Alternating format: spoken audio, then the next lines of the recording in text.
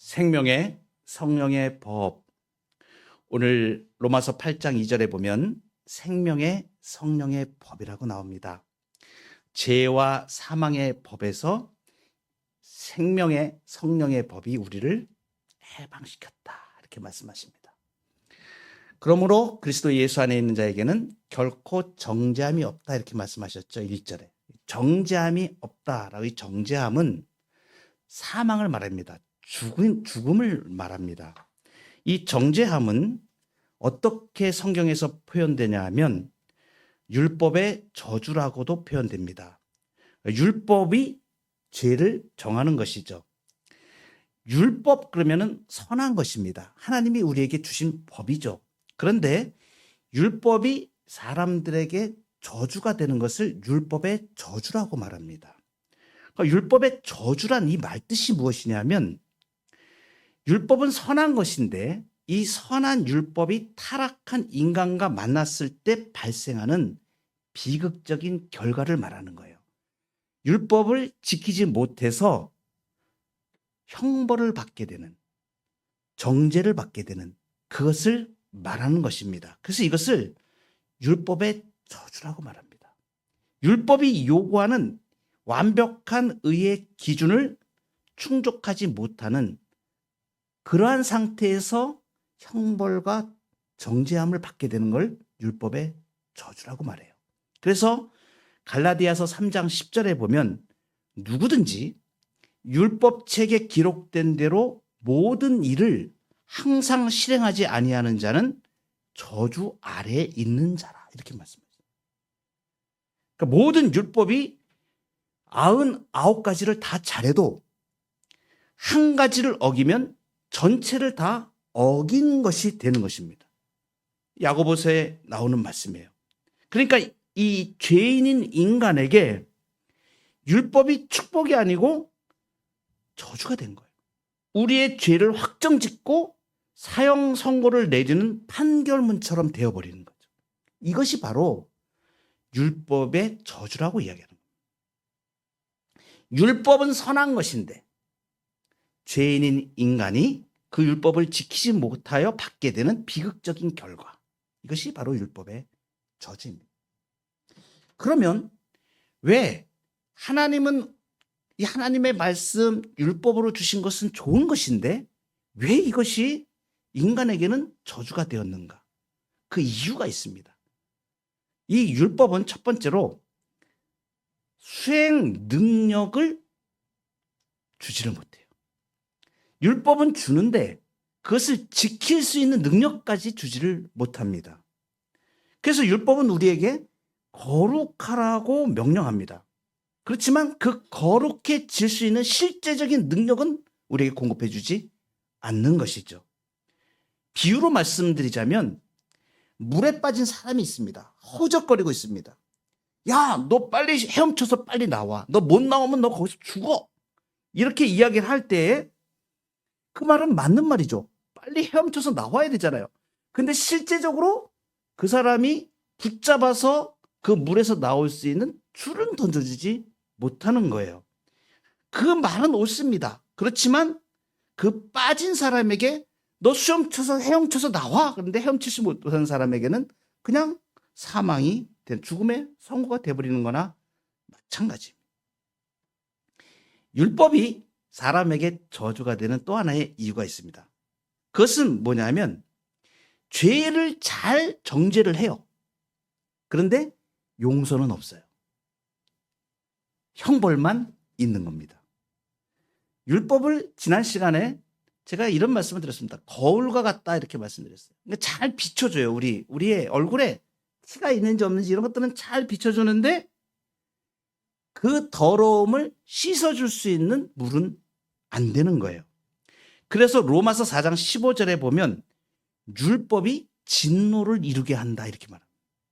율법이 하나님의 진노만 나타내는 거예요. 그러니까 율법 앞에 서면 설수록 사람은 얼마나 저주받아 마땅한 존재인지 그것만 자꾸 확인하게 되는 것이죠.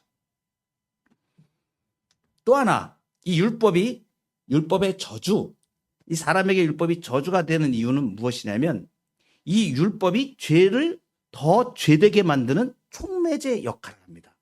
이것은 지난 시간에 지난주 설교에서 목사님이 말씀을 드렸어요. 죄가 율법으로 기회를 타서 속이고 사망으로 이끌어간다고 말씀드렸죠. 그러니까 이 내 안에 있는 죄가 가만히 기생충처럼 숨어 있다가 내 속에 거하는 죄가 율법, 하나님의 말씀이 딱 들려질 때에 그것을 거부하게 만들고 반발하게 만들고 그것을 어기게 만드는 역할을 하는 것입니다. 이렇게 율법이 저주가 됩니다. 인간에게는 저주가 됩니다. 그래서 지난 시간에 우리가 바울의 그 고백을 들었지 않습니까? 이 사망의 몸에서 누가 나를 건져내랴. 그러니까 나는 하나님의 말씀을 지키고 싶고 그것을 따라가고 싶은데 그런데 내게는 그것을 행할 능력이 없고 자꾸 하나님의 말씀을 어기고 하나님 우리에게 명령하신 그 부분을 자꾸 거스러만 가는 자신의 모습을 보는 것입니다. 그래서 통탄을 하는 거예요. 내 속에 거하는 이 죄 때문에 통탄을 했죠. 이 사망의 몸에서 누가 나를 건져내려. 이것이 바로 무시무시한 율법의 저주입니다. 사람 누구에게나 이 율법이 저주가 되어서 그 안에 갇혀서 사는 거죠. 이것을 죄와 사망의 법이라고 합니다. 죄와 사망이 통치하고 다스리는 거예요. 이런 의문을 우리가 한 가지 제기하게 됩니다. 그러면 그 좋은 율법을 지키지도 못하는데 지킬 능력까지 같이 주시지는 않고 그냥 율법을 하나님이 이렇게 주셨다면 왜 하나님은 지키지도 못할 율법을 우리에게 주셨는가? 이런 의문이 들지 않겠습니까? 하나님은 우리가 이 법을 완벽하게 지키지 못하리라는 것을 다 알고 계십니다. 그런데 이 불가능한 숙제 아니겠습니까? 우리에게 왜 이 율법을 던져주셨는가? 하나님이 우리를 괴롭히려고 그러셨는가? 결코 그렇지 않습니다. 여기에는 하나님이 우리를 향한 깊은 배려가 있습니다. 왜 율법을 주셨냐면 첫 번째는 사회 질서가 유지되고 죄를 억제하기 위해서 율법을 주셨습니다. 이 율법이 어기게 되면 처벌받는다는 두려움이 있습니다. 그 두려움을 통해서 죄를 억제하고 사회의 질서를 유지하게 하신 거예요. 여러분 율법이 만약에 없다고 생각해 보십시오. 우리나라에 있는 한국에 있는 법들 있지 않습니까? 이 법도 다 하나님의 법에서 나온 것들입니다. 그래서 이 율법이라는 이 자체는 이 사람들이 자기들이 만약에 부패한 이 인간들이 부패한 대로 그냥 마음껏 죄를 짓게 내버려 두었다고 하면 어떤 일이 벌어지겠어요? 무법천지가 된다는 얘기가 바로 이거예요. 그러니까 법이 없으면 율법이 없으면 사람들은 부패한 본성대로 살인하고 거짓말하고 마음껏 죄를 지으면 이 사회가 어떻게 되겠습니까? 악몽입니다. 그 죄를 제어하지 않고 하나님이 지금도 죄를 지금 억제하고 계시는 거거든요. 율법으로. 그러니까 이 죄가 만약에 자기 본성대로 다 발휘를 한다 그러면 살인 천지가 되고 탐욕 천지가 되고 전쟁 천지가 되고 이미 인류는 다 망하는 길로 완전히 가는 것이죠. 하나님께서 이 사회의 질서를 유지하고 죄를 억제하기 위해서 율법을 주신 거예요. 그래서 이 율법이 사람의 타락한 본성대로 방종하지 못하도록 그래서 사회가 혼란에 빠지는 것을 방지하기 위해서 율법이 죄를 억제하는 역할을 합니다. 그래서 디모데전서 1장 9절에 이렇게 말씀하시거든요. 율법은 옳은 사람을 위하여 세운 것이 아니다. 어떤 사람들을 위해서 율법을 세우셨는가? 불법을 행하는 사람들, 살인하는 자, 음행하는 자, 거짓말하는 자 이런 자들 그거 하지 말라고 이 율법을 주셨다는 말씀이죠. 그러니까 지금 이렇습니다. 사람들이 죄를 지으면 심판을 받지 이렇게 두려움을 통해서 죄를 억제하며 사회적 질서를 유지하도록 율법을 주신 거예요. 우리가 지키지도 못할 율법을 주신 또 하나의 이유가 있습니다. 그것은 뭐냐면 우리가 죄를 깨닫고 도무지 나는 정말 구원자가 없으면 나는 살 수 없는 사람이라. 이 죄 때문에 나는 망할 수밖에 없는 사람이구나 라는 것을 뼈저리게 느끼고 예수님을 향하여, 구원자를 향하여 손을 내밀도록 율법을 주신 거예요. 마치 이와 같습니다. 의사가 환자에게 암 진단서를 딱 내밀었습니다. 당신 검사해 보니까 암 지금 3기예요. 폐암 3기입니다. 만약에 이렇게 딱 냅니다. 그러면 지금 이 의사가 이 환자를 겁주고 죽이기 위해서 이 진단서를 내밀었습니까? 아닙니다.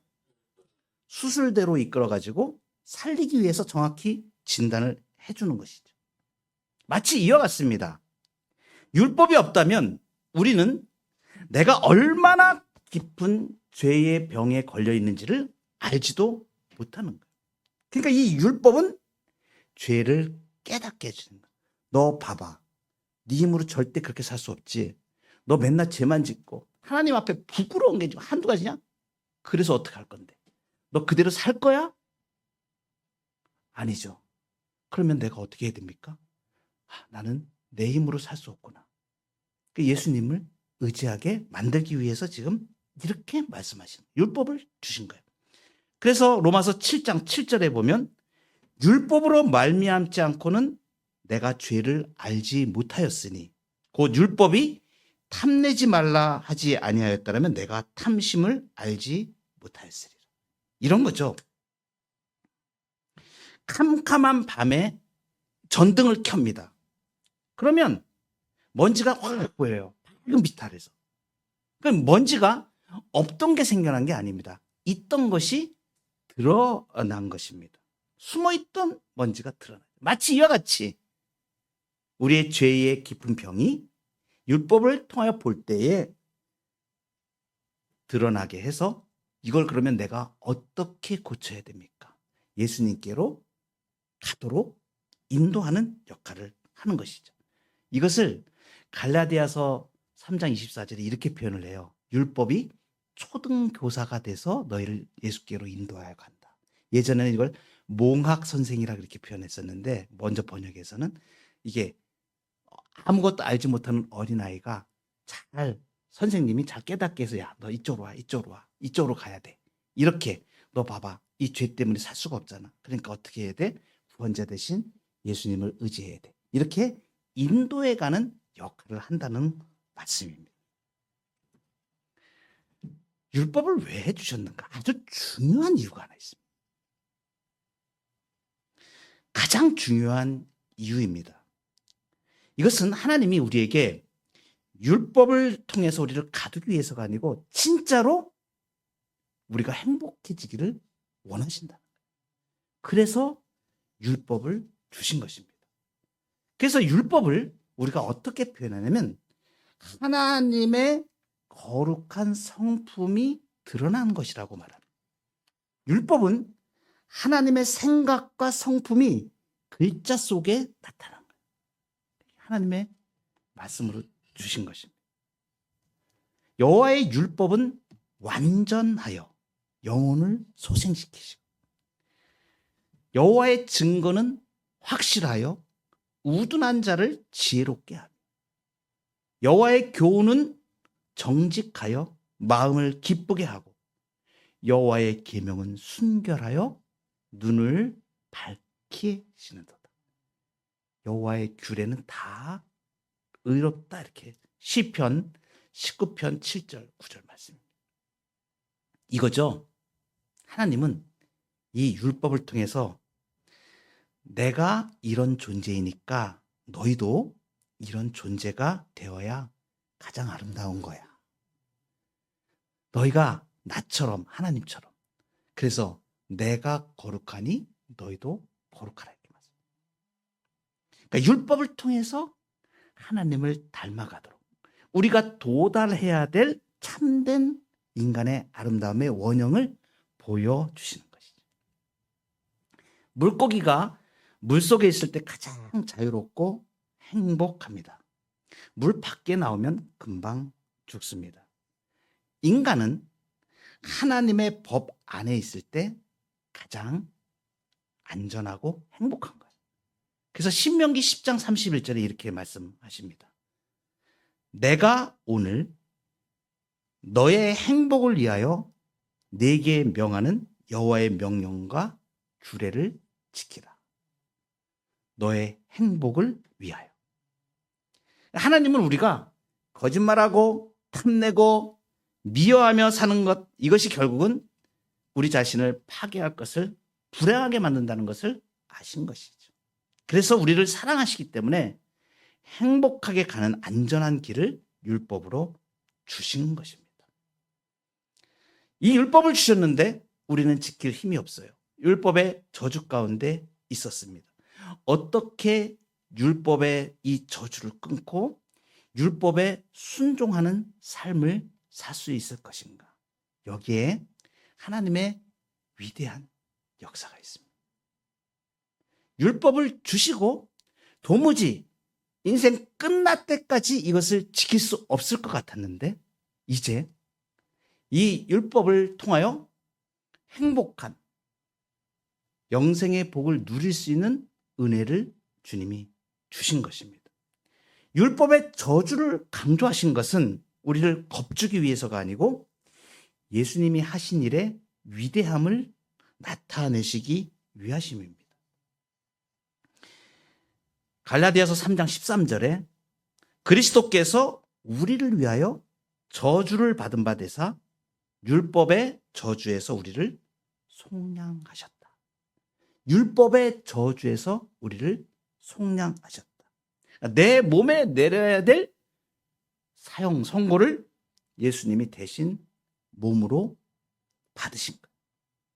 율법의 저주를 예수님이 대신 당하셨습니다.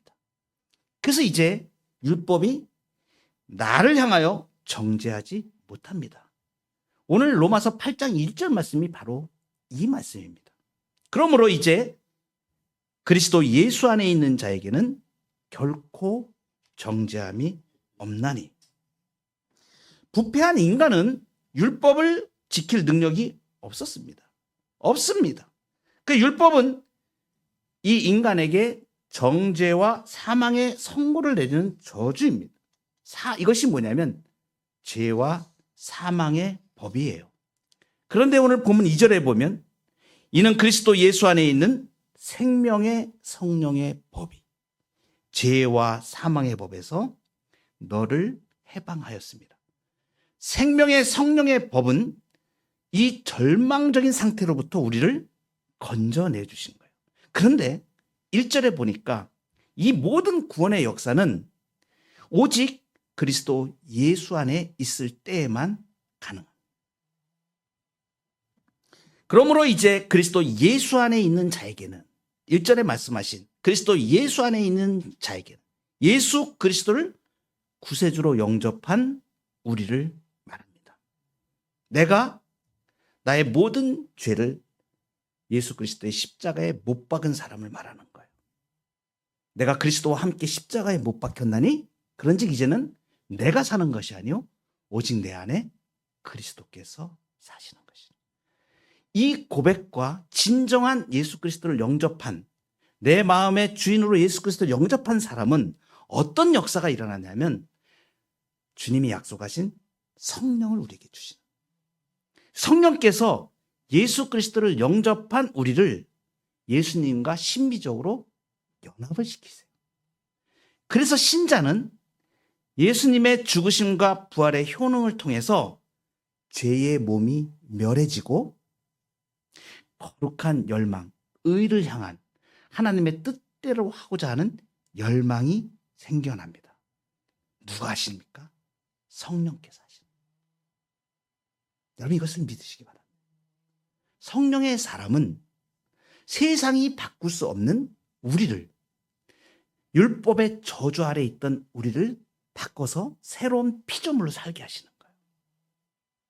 그런즉 누구든지 그리스도 안에 있으면 새로운 피조물이라. 이전 것은 지나갔으니 보라 새 것이 되었도다.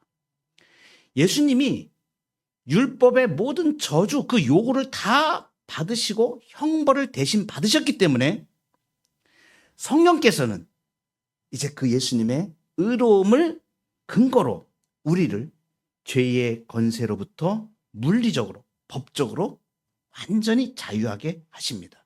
그리고 거룩한 생명의 길로 인도하셔요. 성령께서 통치하시고 다스리시는데 어떻게? 생명을 주셔서 우리 가운데 죽어있던 우리의 심령이 하나님을 향한 의로 알게 되는 거예요. 하나님을 알게 되고 하나님을 사랑하게 되고 하나님을 향하여 거룩한 열망을 가지고 나아오도록 성령께서 우리의 심령을 감동하시는 거예요. 성령께서 바꿀 수 없는 사람들을 바꾸시는 거예요. 그래서 이것이 생명의 역사가 우리 심령 가운데 일어나는 것이죠. 그래서 생명의 성령의 법이라고 말합니다. 이 법이라고 말하는 것은 다스린다, 통치한다는 걸 말하는 거예요. 그러니까 성령께서 우리를 다스리시는데 생명의 역사가 일어나도록 예수 그리스도 안에서 주신 이 생명의 성령의 법인 것입니다. 성령 하나님께서 우리의 영혼을 비추시고 죄의 권세로부터 완전히 끊어내고 이제 거룩한 열망을 가지게 하셔서 죄를 이기게 하는 역사를 이루십니다. 근데 이렇게 하시는데 이 죄를 우리가 이기게 하는 이것은 그냥 도덕적인 결심? 이게 아닙니다. 실제적으로 우리의 전 인격에 성령께서 개입하셔서 일어나는 일이에요. 그러니까 우리의 지식을 바꾸시고 우리의 의지를 바꾸시는 거예요. 옛사람이 내가 죽도록 성령께서 내 옛사람을 죽이는 이 일을 하십니다. 죄의 참혹함을 깨닫게 하시는 거죠. 아, 내가 죄를 지어보니까 하나님 뜻대로 하지 않으니까 이렇게 괴롭고 힘들구나. 이렇게 내가 고통 가운데 살 수밖에 없구나라는 걸 깨닫게 하시는 거예요. 하나님의 진노를 알게 하는 거예요. 그래서 이 마음속에 성령께서 인격적으로 역사하시는 거죠. 그래서 우리가 죄를 미워하게 만드세요. 성령께서 하시는 일이 바로 이것입니다. 그러니까 단순히 행동을 교정하는 그 정도가 아니고 죄를 본성적으로 이 죄를 내가 즐거워하고 거기에 찌들어 있었는데 그것이 이제 아주 미워하고 증오가 생기도록 성령께서 우리를 바꾸시는 일을 하시는 거예요. 그래서 이것을 십자가에 못 박는 과정입니다. 죄를 십자가에 자꾸 못 박게 돼요. 그리고 새 사람을 살려주세요. 죄를 죽이고 영을 살려주십니다. 우리가 성령께서 하나님을 사랑하고 의를 행하려고 하는 거룩한 열망을 우리 가운데 일으키시는 것이죠. 어떻게 합니까? 우리의 지성을 밝혀주세요. 그래서 말씀을 딱 하나님 말씀에 지금 이렇게 하라 그랬지. 그러니까 이 하나님 말씀을 내가 깨닫고 지식으로 알게 하시는 거예요. 그거 성령께서 하시는 거예요. 전에는 몰랐어요. 캄캄한 가운데 보지도 못했습니다. 그런데 딱 하나님의 말씀을 알고 보니까 내 죄가 다 보이는 거예요. 잘못된 것들이 보이는 거예요. 그래서 어떤 마음이라 이렇게 하면 안 되겠구나. 하나님이 이거 기뻐하시지 않는구나. 이래서 하나님이 기뻐하시는 쪽으로 바꿉니다. 그리고 우리의 굳은 마음들, 우리의 마음속이 하나님을 향하여 닫혀 있었던 그 마음들을 열어주시는 거. 부드러운 마음으로 우리를 바꾸세요. 그러니까 우리의 의지를 바꾸시는 거예요. 그래서 하나님을 향하여 실질적인 하나님의 말씀에 순종하고자 하는 동기를 주시는 거죠. 놀라운 일입니다. 여러분 멀리서 볼 필요 없습니다. 이 성령의 생명의 법, 생명의 성령의 법은 바로 우리 가운데 늘 일어나고 있습니다. 진짜 예수 그리스도를 나의 구주로 고백한 사람이라면 이 일이 일어납니다. 최근에 제가 우리 교회에서 우리 젊은이를 보면서 참 하나님께서 생명의 성령의 법으로 사람을 고치시는구나 라는 부분을 제가 많이 보면서 감사합니다. 어떻습니까? 젊은 시기에 하나님의 뜻이 어디 있는지도 모르고 빨리 이 땅에서 탐욕을 가지고 내가 세상적인 방식으로 빨리 돈을 어떻게 만들어 가지고 이렇게 한번 해봐야 되겠다 그래가지고 이상한 데 투자도 하고 그것이 하나님이 원하시는 건지 안 원하시는 건지 그것도 모르고 그 길을 달려가던 젊은이가 있습니다. 근데 어느 순간에 예수 그리스도를 영접하고 믿음을 갖고 보니까 이거 하나님이 원하시는 게 아니구나. 내 안에 탐욕이 있었구나. 이게 아니고 하나님이 정말 나의 인생을 디자인하시고 나를 책임져 주시는 이 은혜를 믿고 나가라 그러시는구나. 그래서 실패와 고통 가운데 있었던 그 삶을 정산을 하게 됩니다. 그리고 하나님께로 방향을 바꿔 생명의 성령의 다스림, 생명의 성령의 법을 받는 거예요. 지금 그래서 마음을 고쳐먹고 어느 순간에 사람이 바뀌어가지고 주님을 위해서 내 생애를 어떻게 살아야 되나 열심히 지금 세무사 시험 공부도 하고 이런 젊은이가 이렇게 있어요. 여러분, 생명의 성령이에요. 그 전에는 내가 탐욕을 가지고 내 삶을 위해서 시간도 쓰고 물질도 쓰고 그렇게 살았던 저 같은 사람도 어느 순간에 제가 예수 그리스도를 진정으로 나의 구주로 고백하고 그리고 내가 하나님 앞에서 생명의 성령의 법으로 살게 되었습니다. 성령께서 알게 하시는 거, 깨닫게 하시는 거, 너의 시간을 무엇을 위해서 해야 될지, 너의 재물을 무엇을 위해 해야 되겠지. 그래서 제가 방향을 바꿔서 주님이 원하시는 생명으로 내 물질이 흘러가도록, 내 시간이 흘러가도록, 이게 생명의 성령의 법이에요. 여러분의 삶 가운데서도 이 성령의 생명의 성령의 법이 성령께서 다스리시고 통치하십니다. 예수 그리스도를 구세주로 믿고 이제는 율법의 저주가 아니고 알고 보니까 하나님이 이 법을 나에게 주신 거는 내 행복을 간절하게 원하시는 뜻이었구나. 이대로 이 말씀대로 살면 내가 하나님의 은혜를 누리며 정말 풍성한 삶을 살 수 있구나. 그 전에는 그것이 갇혀 있었고 눌려 있었고 죄에 가려져 있었습니다. 그런데 예수 그리스도의 은총 가운데 거하다 보니까 주님이 나에게 성령을 주셔서 그 성령께서 말씀과 기도를 통하여 은혜의 수단으로 우리에게 주신 이 복된 예배를 통하여서 우리를 통째로 바꾸시는 일들을 해가시는 것이죠. 그러니 여러분 우리가 어때요? 제가 이런 짧은 간증을 드릴게요. 20대 때 하나님의 말씀을 내가 처음 통독하기를 시작을 했습니다. 그 전에도 교회 신앙생활도 하고 이랬었지만 20대 때 제가 대학을 딱 들어가서 내 인생을 주님 앞에 계획해 놓으면서 깝깝한 거예요. 우리 집이 부유해서 돈이 많은 것도 아니고 제가 무슨 어떤 조건이 좋은 것도 아니고 이제 공부를 해서 대학 공부를 마치고 내 인생을 개척을 해나가야 되는데 깝깝한 겁니다. 그런데 어렸을 때부터 들었던 말씀이 생각난 거예요. 다윗을 통하여서 하나님께서 내가 너의 인생을 책임져 주신다고 하는 하나님 마음의 중심에 합한 사람이라는 다윗을 제가 보면서 그렇지. 그러면 하나님의 말씀 안에 내 인생이 들어있을 거야. 내 인생의 행복이 여기 다 들어있을 거야. 이 생각이 들기 시작한 거예요. 성령께서 감동을 주신 거예요. 생명의 성령의 법이 역사하시고. 그래서 말씀을 읽기 시작하는데 그때부터 성경 통독을 하고 이 하나님의 말씀이 나를 향하여서 무엇을 말씀하시는가. 내가 이대로 꼭 해야 되겠다. 그래서 보와 같이 생각을 하고 성경을 읽기 시작하였습니다. 그러면서 제가 하나님 안에 있는 보물을 발견하기 시작합니다. 너무나 감사하게도 이제 인생을 주님 앞에서 잘 디자인하면서 이렇게 바꿔가기 시작한 우리 청년이 하나님의 말씀에 귀를 기울이는 모습을 보면서 제가 소망을 갖게 됩니다.